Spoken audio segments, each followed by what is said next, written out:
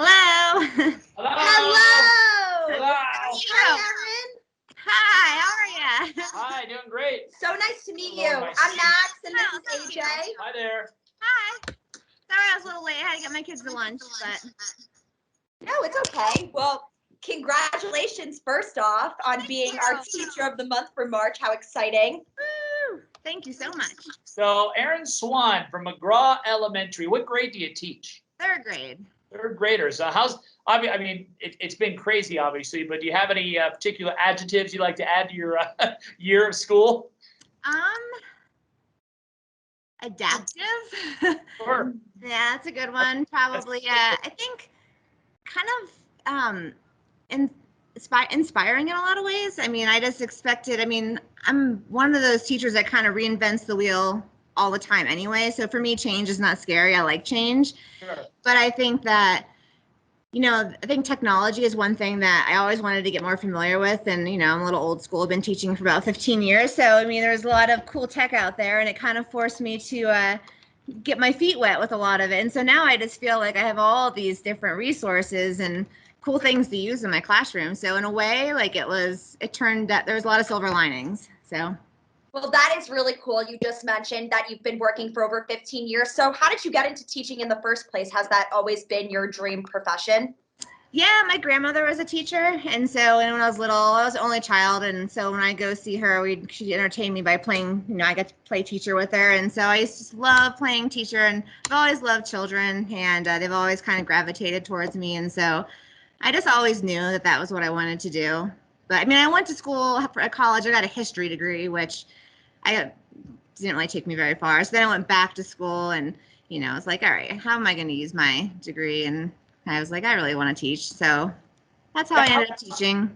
How's the school year been for you? Have you been all online? Have you done any in person at all, or mixture? Oh yeah, we started off remote, and then we were hybrid in like October, November, and then after Thanksgiving, we went back remote until shortly after we came back from winter break, and then we've been back in person since January 15th or something like that.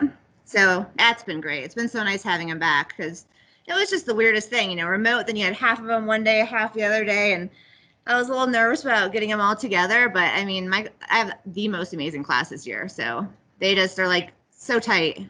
Well, what you've had to do, both in your teaching plans, and that's a job in itself. But I can't imagine having to do that and then deal with hybrid, with remote, and then some in person, not knowing half the time as well. So props to you and all the other teachers out there. Yeah. This is our way of saying thanks for all you do for us. Thank you. Yeah.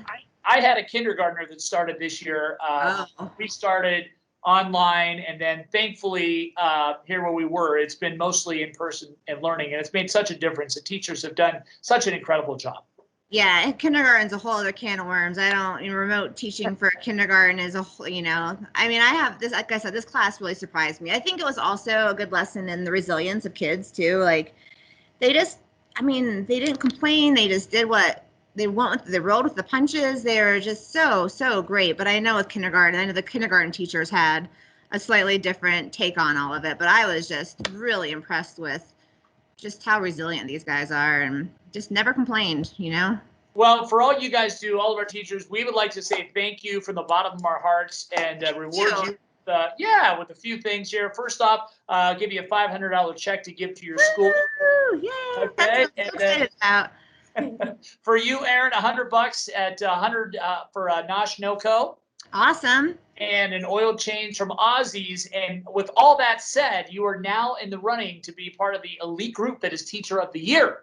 Oh, wow. All right. Yeah, we're going to take it up to the level here for you. All right.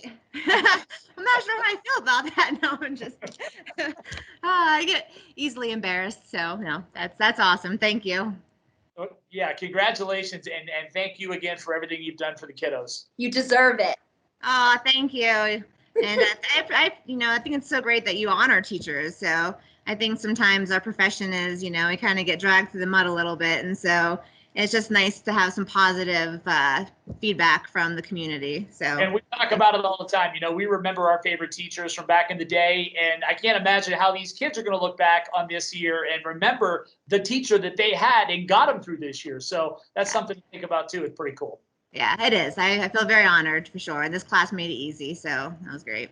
You've clearly made a big impact on your students' lives and the lives of the community. So really good for you and well done.